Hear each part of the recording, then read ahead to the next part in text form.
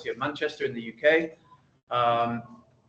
Hopefully, if you are interested in the University of Manchester, that's great, but hopefully if you're not, but you're just perhaps interested in studying in the UK in general, you can still take something away from this presentation today that's relevant to you and your journey. We will have some questions at the end as well, so don't be shy about asking about, personal statements, the UK education system, anything like that. It doesn't have to be related to Manchester, but obviously that is who I'm here representing today. So my name's Tom Williams.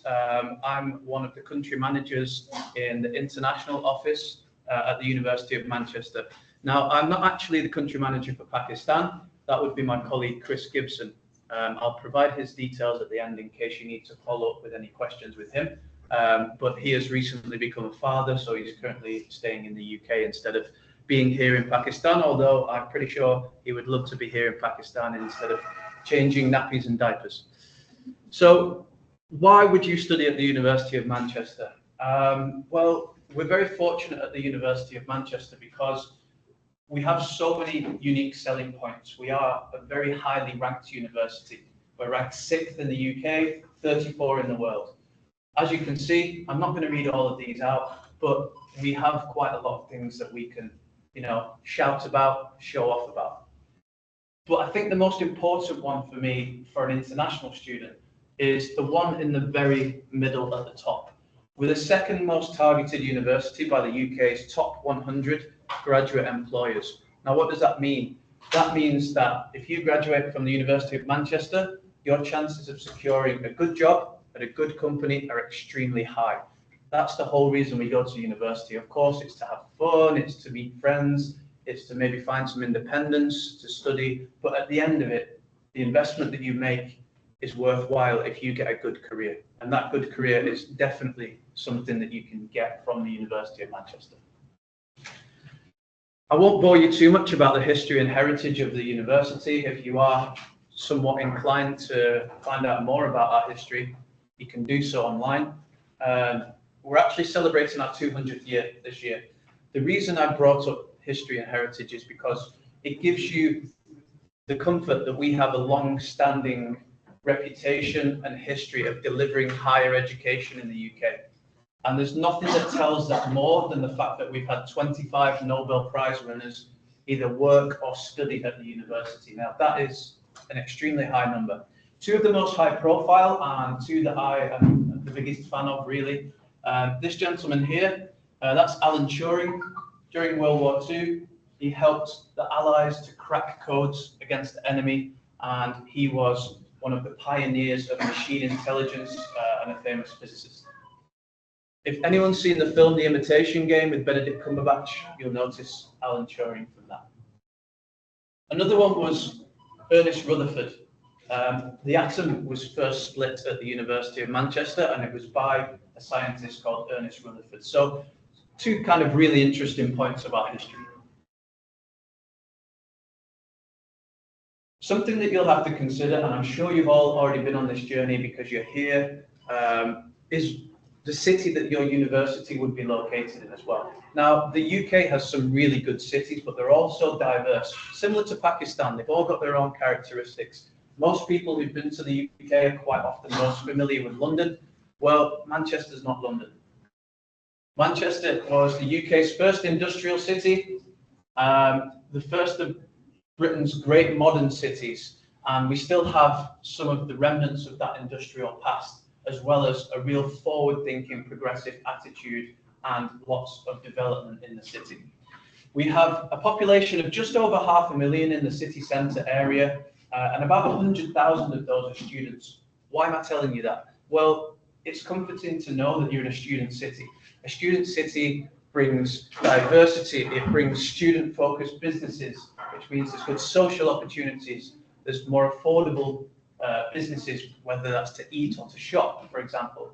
And it just brings a vibrancy to the city because, particularly at our university, out of the 100,000 students, we have 44,000 at the University of Manchester, and 15,000 of those are international. So it brings a real vibrant atmosphere to the city and to the campuses. We've got rich musical, sporting and cultural heritage. I'm sure most of you in the room have heard of Manchester because of either Manchester United or Manchester City, but we do have more to the city than just 2 football teams. We've got great transport links. I'll show you more about those afterwards. But I'm biased. I'm from Manchester. Of course, I'm going to tell you how great it is. But as you can see here, Lonely Planet, The Economist, Rough Guides, the New York Times, and Time Out magazine all agree that Manchester is a great city to live and work in. A famous singer, Ian Brown from the Stone Roses, a Manchester band, once said, "Manchester has everything except for a beach." Probably not completely accurate. We also don't have very good weather, but you know, you can't have everything, can you? So we're a really well-connected city. As you can see on the map, in the south, you've got London. 2 hours on the train, you can get to Manchester in the northwest of England. Manchester is surrounded by some really good cities. York is a beautiful city to visit, very popular for tourism, and Liverpool as well, I'm sure you've heard of. And then if you want to explore further afield, you can go to Edinburgh in Scotland. It's 2.5 hours on the train. We also have an international airport, so it's really easy to transit in and out of. You know, if you're perhaps going home during study breaks or you have visitors, it's really easy from Manchester Airport to the campus. Speaking of the campus, this is a map of ours. We are a city centre campus. So again, if you are looking at universities in the UK, it's really important to have a look at what style of campus the university has. We're a city centre campus. If you prefer more of a quiet lifestyle, there are countryside university campuses as well. As you can see, just south of Manchester city centre, this area in purple is the university campus. We're really fortunate that we have access to one of the UK's great cities, but also our own area. So it kind of keeps everything together instead of being spread out. Just to the south of the city, just to the south of the campus, we also have 2 accommodation areas or villages. That would be Victoria Park and Fallowfield. Sorry, it's not presenting on the online on Teams. Whoever's tech savvy, please.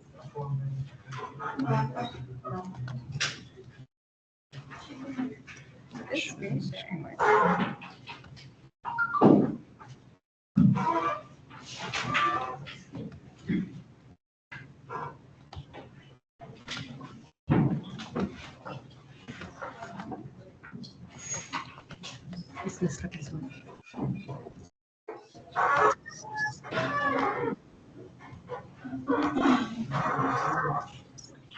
So hopefully those of you on Teams can see the slides now. I can share the slides as well after the presentation. So moving on from the geography of the campus, again, here you can just see the location of the city and the university. We're often asked about living costs in the UK. It's going to be a big factor in your decisions if you're looking to come to the UK. How much does it cost? It's a really difficult question. Everybody eats differently, sleeps differently, shops differently, parties differently, etc., etc. We've calculated, on average, for a postgraduate course, which spans 52 weeks, that you would need on average £15,500, and that translates to 5.6 million rupees. Now, I've spoken to international students, and they believe in Manchester you can live on much less than this, but we're kind of being a bit cautious with the figures. What's included in this? Well, first of all, this is separate from your tuition fees, but it does include accommodation. I'll talk more about accommodation shortly, but it's things like transport, you know, your books and your stationery, your socializing, your food, your clothing, everything like that. So we've kind of calculated for 1 year of study around 5.6 million rupees. You'll find that Manchester is certainly not the most expensive city in the UK. Generally, the further north away from London, the less expensive it is. So our campus, as I mentioned, we do have the remnants of our past. You've got the kind of old Hogwarts-style buildings here, really beautiful. And in fact, this is the building where you graduate in the top right. And then you've got the new. So on the left, our brand new engineering facility is the same square footage as 7 football fields. It's huge, it's state of the art, and we have a really nice blend of the old history and the new futuristic buildings and facilities. Now, I said I'd talk about accommodation. Again, if you're looking to study in the UK, it's really important that you do some research on the situation. So similar to here at Lunds, we have accommodation on our campus that you can stay in, and we guarantee you an offer for your master's course, for your study year. We have 8,000 rooms. They're all different. So we have ensuite or shared bathroom. If you're someone like myself, you prefer your privacy, ensuite might be for you, but it is slightly less expensive to have a shared bathroom. Catered or self-catered, depending if you want a meal plan or not. If you want catered, you'd get 2 meals per day, breakfast and dinner included. Don't worry, it's not all fish and chips. We do have a variety of cuisines as well. And then we also, something to note is that the default setting for accommodation in the UK is usually mixed gender. However, if you let us know if you'd prefer same gender accommodation, no problem. We'll make sure that happens for you. You just have to let us know. So what can you study? It's more of a question at Manchester of what can't you study, to be honest. If you're somebody who wants to study kind of sports-based or arts-based courses in terms of kind of fine arts and creative arts, perhaps we're not the university for you. But as you can see from the screen, pretty much all the big subjects that you would expect we have in our course portfolio. We have 3 main faculties. Now, the most popular faculty, and I imagine that'll be the same here, and the biggest faculty is the Faculty of Humanities, because that's where the Alliance Manchester Business School lives. A really world-renowned business school with a variety of courses.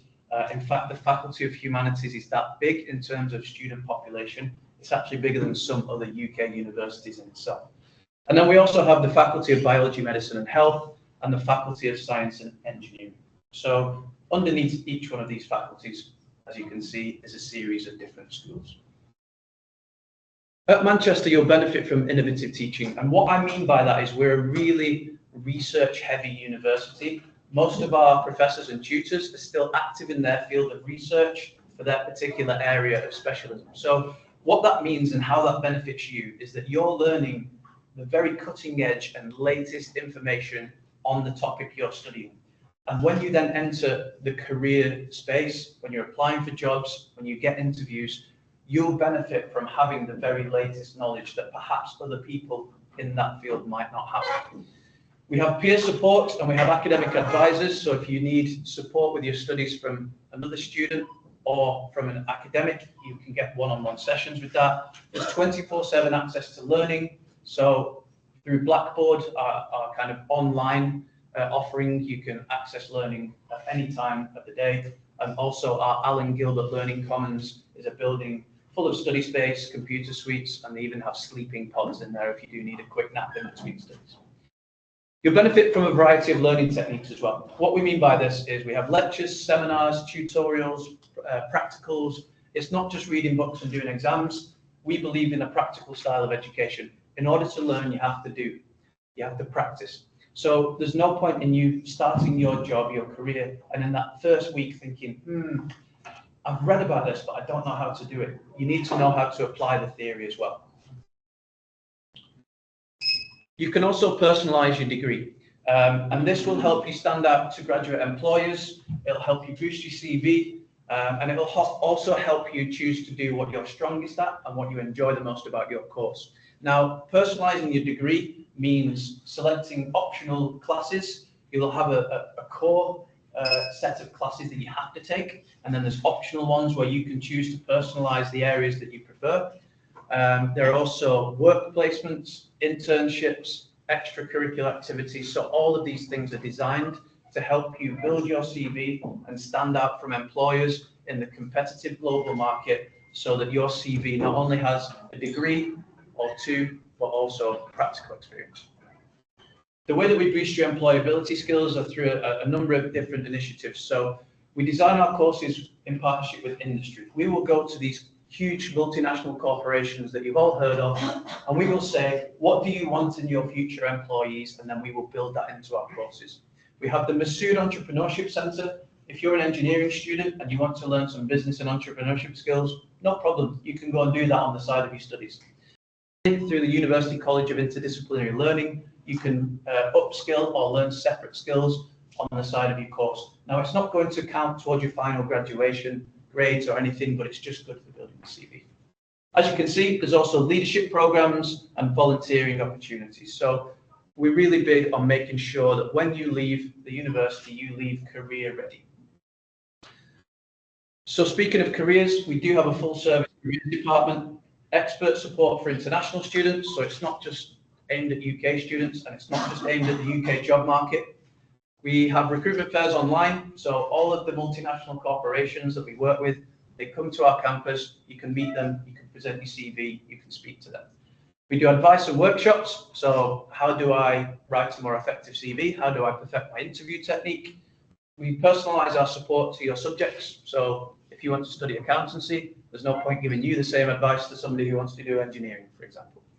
And you can access this service for the duration of your studies, but then more key than that, more importantly, 2 years after you've graduated. Why is that important? Because it aligns nicely with the post-study work visa, the graduate visa in the UK, which is a 2-year visa that you can apply for after you've graduated. Now, just finally talking about student life, of course, that's important as well as the study side of things. So at Manchester, we have a huge students' union with 400 societies. They might be country-specific, the Pakistan Society. They might be subject-specific, the Medicine Society, or they might be hobby-specific, the cricket, the football, the Quidditch Society, believe it or not, we actually have as well. It's really good to get involved with these initiatives. It's great for meeting people. It's good to just give your brain a bit of a rest from studying as well, keep yourself fresh. And we do also have the opportunity to participate in sports, either recreationally or competitively if you want to. Currently, we have between 200 and 250 students enrolled at the university from Pakistan. So there's a good community.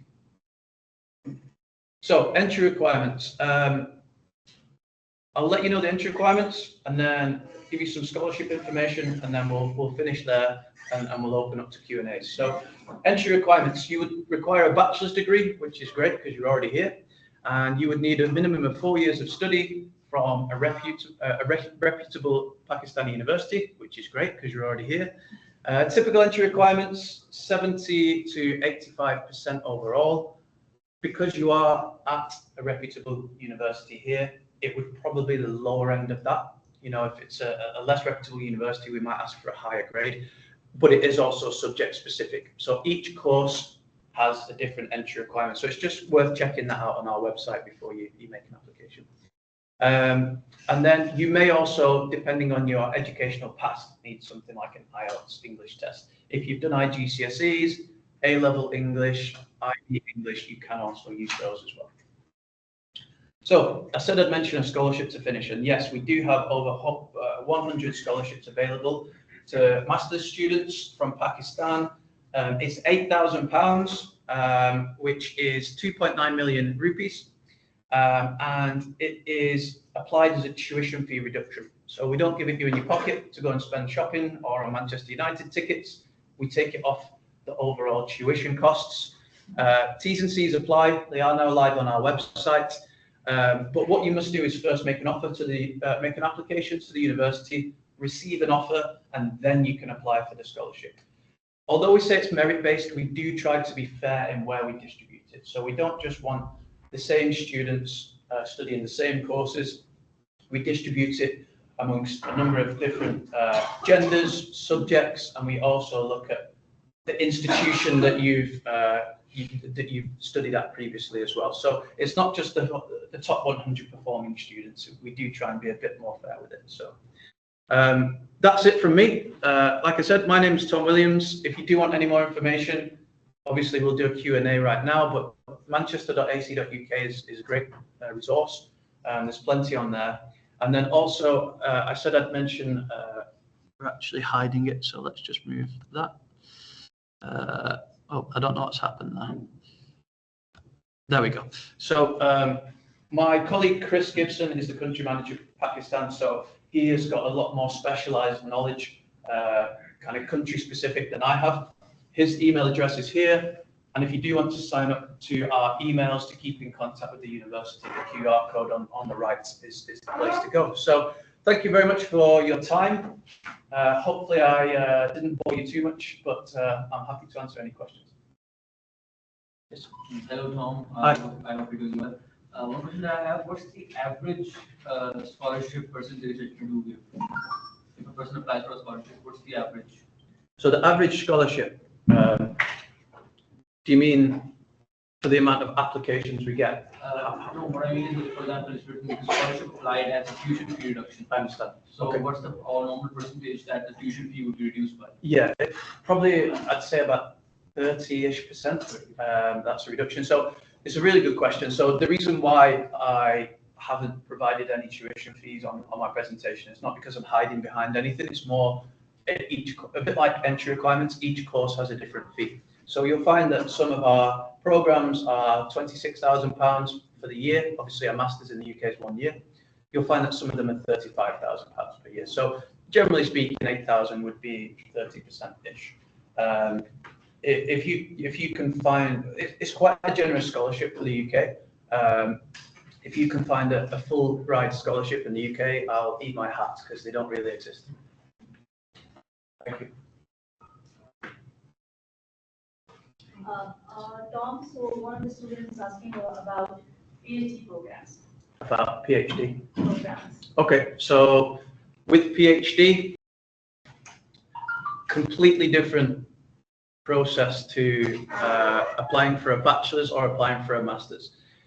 With a PhD, the onus is a lot more on the student to create a proposal, research our academic staff, and find a member of academic staff who aligns with their research proposal, and then contacts. It's completely normal and acceptable for the student to contact the academic member of staff, send the research proposal, and ask if they would be willing to be their kind of guide and oversee their research. There's loads of application advice about PhDs on our website because it is so different. But basically, the first port of call would be to write a research proposal, and then you can start making applications. Sorry, you had a question. I had a similar question. Are we eligible to apply for a research program? Usually, you would need a master's first. Yeah. So there's another question. What are the GPA requirements for admission and scholarships for masters for LUM students?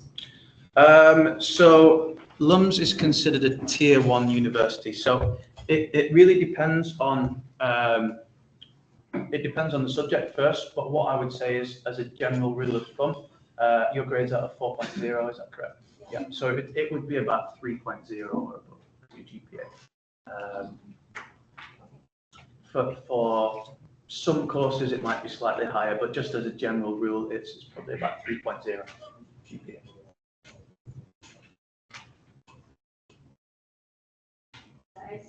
What are the requirements to get the scholarship? So we don't have any set requirements for the scholarship. Like I said, we try to distribute them evenly and fairly, rather than saying, you know, you need 3.8 GPA and we'll give it to anybody who gets that. We don't give it to, we assess the applications for the scholarship, and we then distribute them accordingly to where we see fit. So I mentioned there we have 3 faculties. Obviously, the Faculty of Humanities is our most popular faculty because it's got the business school in it. But we don't just want to give 100 scholarships to that faculty. We try to distribute them evenly across the other faculties as well. However, it does quite often fall more favourably towards the humanities. So perhaps we'd give, 60, 20, 20 in terms of the scholarship allocation. So what I would say is good grades obviously help. We do still consider your grades, of course, they do, definitely very important. The subjects that you want to apply, where you've studied, obviously you're at a good university here, so that helps, and just a good application when you get the application form, convince us that you're the person for the scholarship. Do you need an English proficiency just for master's? Yes. So English proficiency is, although yes, it's a requirement of studying, it's also a requirement of the kind of visa process as well. So yeah, IELTS is kind of the industry standard that everybody knows, but we do accept a variety of other tests as well. And particularly if you have come from a curriculum like the IB, the A levels, or you've done IGCSE, we can accept English from there as well. So yeah, it does still require for masters. Yeah. Sorry, was there a question over here? No, that's right. So, excuse me. How many applications do you guys usually get for master's scholarships? A general idea. Just a general idea, yeah. So let me start kind of further afield than that. We probably get, for master's courses, between 1,200 and 1,400 applications from Pakistan, applications for courses. We probably make from there 400 to 500 offers. And then we will probably enroll 150 to 200 students per year from Pakistan. Obviously, that's across the enrollments are obviously across UG as well. So yeah, we probably get 400 something like that for the scholarship, I would say, but I don't know exactly. That's probably a very rough estimate, so don't quote me on that. But yeah, it's competitive, but not crazy, if that makes sense. And there's quite a big number as well. So just to give you an idea of the generosity of that scholarship, one of my markets that I am the country manager for is Taiwan, and I have the same scholarship, but I only have 6. So it's a lot more difficult for me to distribute those to the applications. So there's another question. Is there a possibility of getting 100% scholarship instead, including accommodations, everything? The short answer is no. The reason for that is, like I said to the gentleman up there, 100% scholarships don't really exist in the UK. And if you are kind of fortunate enough to get a scholarship, they're usually applied as a tuition fee reduction rather than including accommodation and things like that. So you're not obliged to stay in university accommodation. I mean, I'm sure there's people in this room who has family in the UK, or relatives or friends. It's quite common that people might stay with family in the UK. They might live in private accommodation. So yeah, we don't have a scholarship for the accommodation. And is there any undergraduate scholarships? Yes, so I didn't realize we would have undergraduate interest today, but just on screen there, pretty much the same scholarship. The main difference being that a bachelor's or an undergraduate course is 3 years instead of the master's being 1. So it's still 8,000 per year, but obviously times 3. So in total, it would be 8.8 million rupees across the 3 years. It's kind of like 1 year for free if you consider that our course fees are on average mid-20s per year.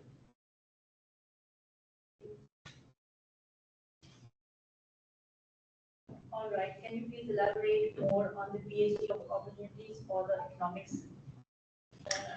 So my advice would be to just look at the website. To be honest, it is a difficult process, but what I would say is it's not so with PhD. It's so if you want to apply for a bachelor's or a master's, I could show you a list of our courses. I could go into detail about the course, the classes, the links to industry. With PhD, it's so different because the onus is more on the student to almost kind of come up and design the course themselves by doing a research proposal. So I would definitely recommend just visiting the postgraduate research area of our website for that. But like I said, the first port of call for a PhD student would be to write a research proposal, then have a look at our directory of academics on our website, find the ones that are linked to economics and see if any of them relate to what you want to research, and take it from there. It's very much kind of an academic student relationship, unlike masters and bachelors where you would just apply to a course through people like us in the international office. Is your master's leading to PhD programs? Sorry? Do you have master's leading to PhD programs?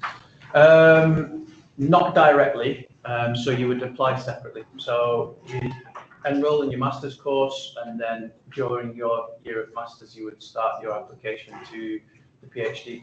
The beauty of that would be you would already have access to the academic staff, so they could pretty much walk you through the whole process, and you know, if you're performing as a student, then it would almost be kind of guaranteed that you would have a good opportunity to go through for it. Do you have like other physical opportunities on campus, like on-campus jobs or internships? Yeah, absolutely. So on-campus jobs, the visa that you would come to the UK on is called the student visa, and you can work for 20 hours per week on that visa part-time. So 20 hours per week earning the minimum wage in the UK would get you between probably £900 and £1,200 a month. So it would kind of cover your living expenses. The 20 hours that you can work, it can come from multiple sources. So, for example, I know a student from Pakistan. She works for us as a student ambassador. So she does some kind of promotional work for us and campus tours, things like that.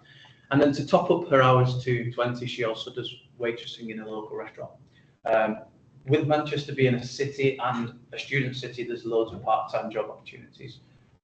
You'll find as well, I don't know if it's similar here, but your classroom time for a master's course is between 15 to 20 hours per week, so it's not a huge amount of time. Obviously, there's some demand for self-study as well, but you would have time for a part-time job if you want to. Yeah. So does this university provide a exchange program for 1 semester? Like I have friends, so I need a 1 semester in this university. So does it provide this kind of facility? Yeah, we do have a study abroad program. We do have internships. It very much depends on your course as well. So what are you interested in?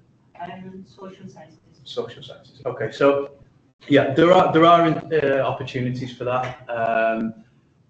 We do have some really good links to industry. That's something that we pride ourselves on, and obviously everything that I've just spoken about is us trying to help you not only get a great education, but build those extracurriculars as well for your CV. So there are opportunities, but it's very dependent on which course you enroll on. All right, Tom, this is another question. During my research, a PhD in politics was evident. However, I was unable to find much on the side of political economy. Is a PhD in political economy offered? If not officially, is it possible to still study a PhD while writing to political economy center or getting in touch with a faculty member that seems relevant for the requirements in our proposal? So if I understand, they don't have a background in political science, but they want to do a PhD in political science. Is that correct? Let me just clarify.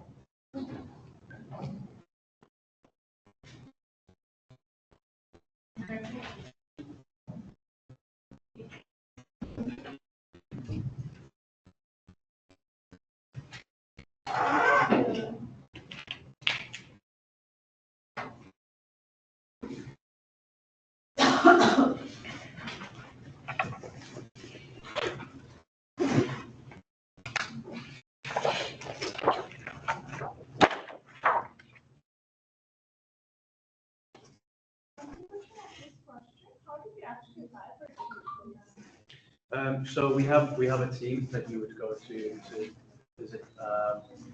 Where I'm from the international office, we have a study abroad team. So you would go and a bit like you would go and see the counselling team. You would just go and sit with them, and see what the opportunities are. So her major was econ.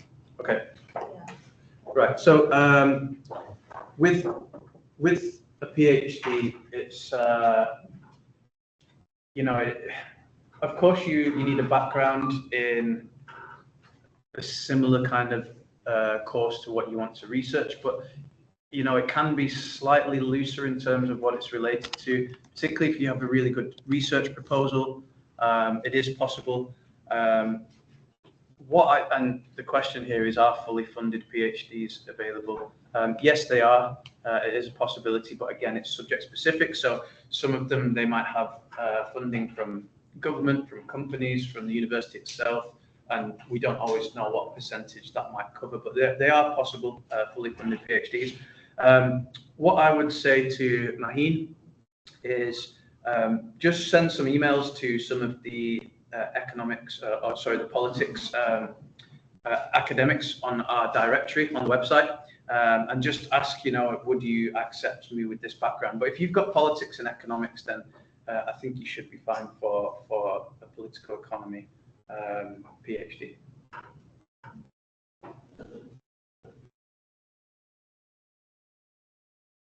I'll just move to as well, if people do want to follow up with questions, I'll put Chris's email address there.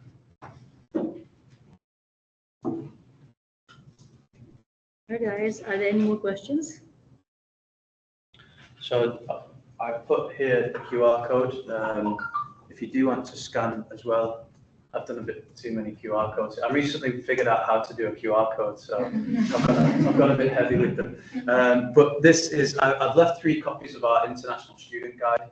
It's kind of like a prospectus for international students in the counselling office, but if you do want a digital copy as well, you're more than welcome to scan.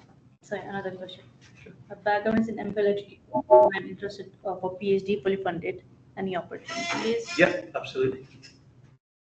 Yes, to both. Opportunities and funding. I can't guarantee the funding, but there are opportunities there. So the terms and conditions. What is maximum amount of scholarship we can get for masters? The one that I've spoken about, £8,000. They've joined late, so they don't know.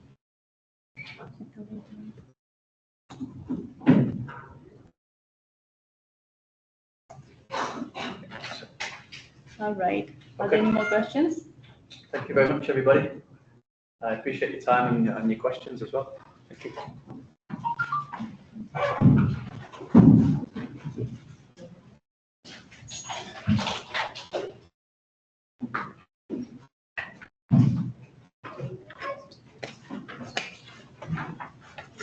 Nice. Sure.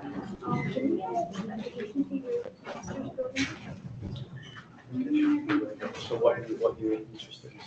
I'm not sure if there is an application for that.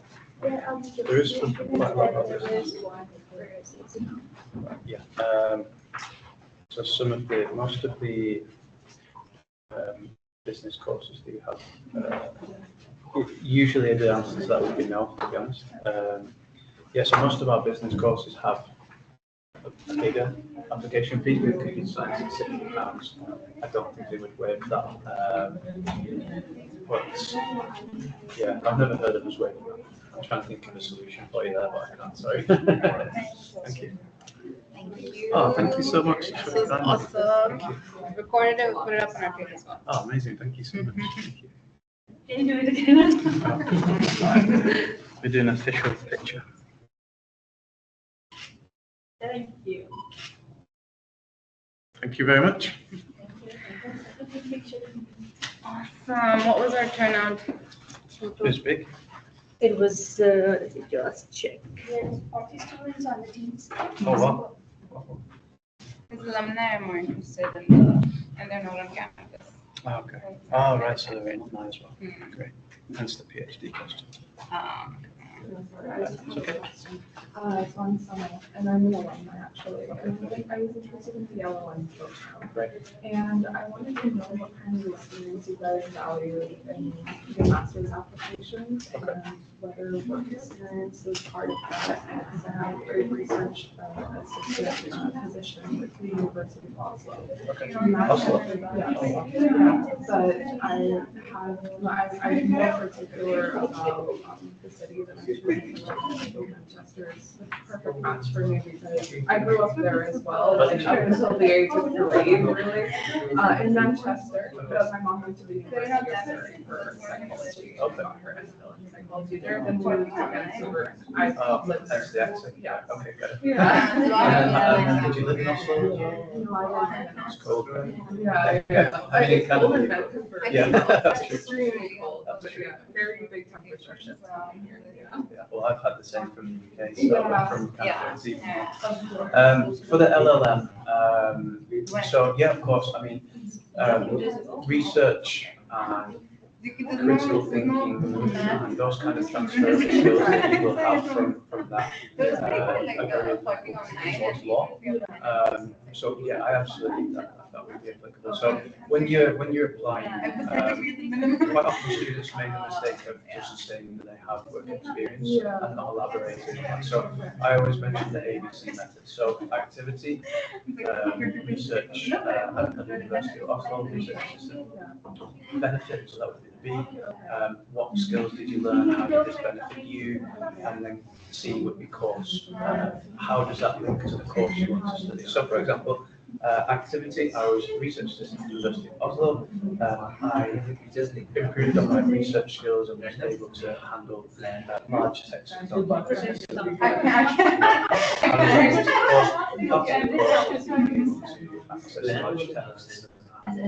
contextualize those and use them to inform assignments, for example. So what you've done now is you've not only said what the benefit was, how to use the course. But yeah, absolutely, that's definitely something we should. And would you recommend that our field, like the research that we're focusing on, research background, what their interest area is design? Because I know for certain universities, they do recommend if you look into the academics there, what they're currently studying and try to see how we could potentially fit into that. Yeah. Is that More something for, you guys recommend? yeah, more for PhD. Okay.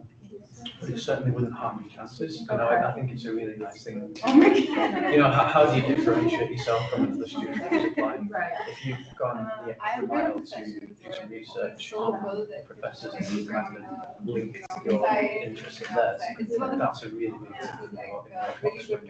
If I'm comparing you and another student with the same grades, you've done that, and then it's really going to benefit you and strengthen your application. So it's not essential, but it's a really good idea.